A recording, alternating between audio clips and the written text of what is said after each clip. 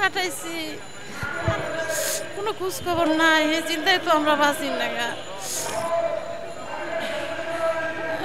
রাশিয়াতে পাঠাইছি সিনোকম কোম্পানিতে, কিন্তু হ্যান তেনে তো তারে যুদ্ধে পাঠাই দিছে। এই কোম্পানিতেই দালাল আছে, দালালরা কিভাবে পাঠাই দিছে আমরা তো এগুলো কিছুই জানি না।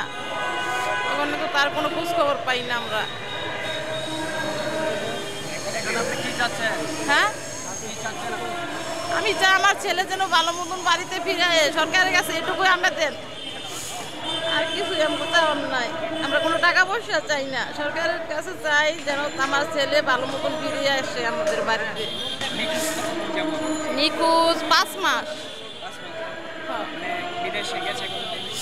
বিদেশে গেছে 1 বছর হয়েছে।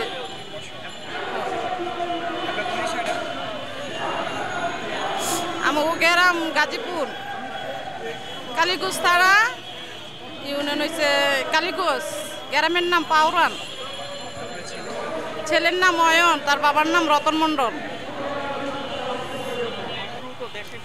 আমার নাম লিপি, আমার হাজব্যান্ড মনিরুল ইসলাম। উনি 26 ফেব্রুয়ারিতে বাংলাদেশ থেকে রাশিয়ার উদ্দেশ্যে যান। উনি দালামের মাধ্যমে রাশিয়াতে যান। ওখানে যাওয়ার পরে মস্কোতে 1 মাস থাকার পরে ওনার কাগজপত্র চেঞ্জ করে ওনাকে আর্মিতে যোগ দেন, আর্মি ট্রেনিং করে ওনাকে ইউক্রেনে পাঠান। উনি ইউক্রেনে যাওয়ার পর থেকেই ওনার কোনো যোগাযোগ নেই। 5-6 মাস যাবৎ তার কোনো খোঁজ পাচ্ছি না, তার সাথে কোনো যোগাযোগ করতে পারছি না। সে আজও বেঁচে আছে কিনা কোনো খোঁজ পাচ্ছি না। ওনার জন্য রাশিয়ান অ্যাম্বাসিতে অ্যাপ্লিকেশন করা হয়েছে, পররাষ্ট্র মন্ত্রণালয়তেও দরখাস্ত দেওয়া হয়েছে, তো কোথাও থেকে কোনো খোঁজ খবর পাচ্ছি না। এই জন্য মাঝে মধ্যে এখানে অ্যাম্বাসিতেও যাওয়া হয়, পররাষ্ট্র মন্ত্রণালয়ে আসা হয়, তারা শুধু বলে ধৈর্য ধরেন, আমরা খোঁজ নিচ্ছি। আমার কাছে একটাই আবেদন এদের সরকারের কাছে এবং পররাষ্ট্র মন্ত্রণালয়ের কাছে যে আমার হাজব্যান্ড কোথায় আছে তাকে খুঁজে বের করে দেশে পাঠিয়ে দেওয়ার জন্য। মনিরুল ইসলাম। আমি যশোর থেকে, আমার বাড়ি দেশের বাড়ি চুয়াডাঙ্গা আর কামালপুর গ্রাম। সুমিত বড়ুয়া। আমার নাম সুমিত বড়ুয়া। আমি যার ছবি ধরে দাঁড়িয়েছি সে হচ্ছে আমার ছোট ভাই অমিত বড়ুয়া। আজ থেকে প্রায় নভেম্বর মাসে গত বছর সে বাংলাদেশে এফসি এজেন্সি, যেটা বন্য বিজয় এজেন্সি নামে পরিচিত, ওখানে এই রাশিয়ায় একটা চাকরির জন্য ইন্টারভিউ দেয় এবং সে যখন ইলেকট্রিশিয়ান পদে সিলেকশন হয় তখন সে রাশিয়ান সিনোপিক কোম্পানিতে যোগদান করে। নভেম্বরের 2025 সাল এপ্রিল মাসে হঠাৎ একদিন খবর আসে আমার ছোট ভাই অমিত সে আর রাশিয়ান যুদ্ধের মধ্যে জড়িয়ে গিয়েছে।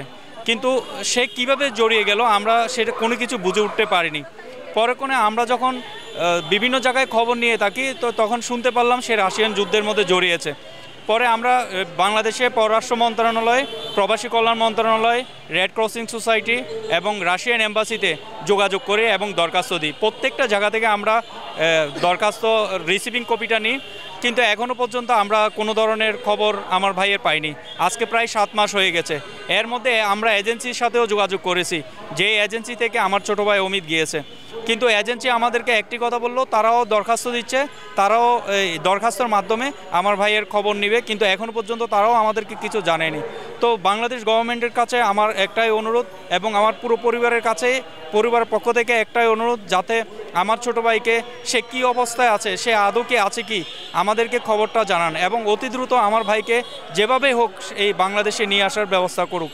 কারণ হচ্ছে আজকে প্রায় 7 মাস আগে সে নিখোঁজ হয়েছে এবং না এর মধ্যে আমাদেরকে টাকা দেয়নি। যখন সে 4 মাস যখন সে সিনোপিক কোম্পানিতে কাজ করতো তখন ওখান থেকে বেতন পাঠিয়েছিল। তো আমরা যখন শুনতে পাই সে যখন রাশিয়ান এই মিলিটারিতে যোগদান দিয়েছে, তাকে অনেক ধরনের প্রতারণিত করে এবং অস্ত্রের মুখে তাকে রাশিয়ান আর্মিতে কন্ট্রাক্ট ফর্মে সাইন করিয়ে তাকে রাশিয়ান আর্মিতে যোগদান করায় এবং এই পর্যন্ত আমরা কোনো ধরনের খবর পাইনি। তো আমার আরেকটাই অনুরোধ গভর্নমেন্টের কাছে, এই ধরনের প্রতারণার সাথে যারা জড়িত তাদের একটা তদন্ত করে তাদেরকে সুষ্ঠু একটা বিচারের আওতায় এনে এদের একটা শাস্তির ব্যবস্থা করা হোক, যাতে আর কোনো পরিবার এই ধরনের আমার মতো কষ্ট পেতে না হয় এবং পুরো ফ্যামিলিকে যাতে কষ্ট পেতে না হয়।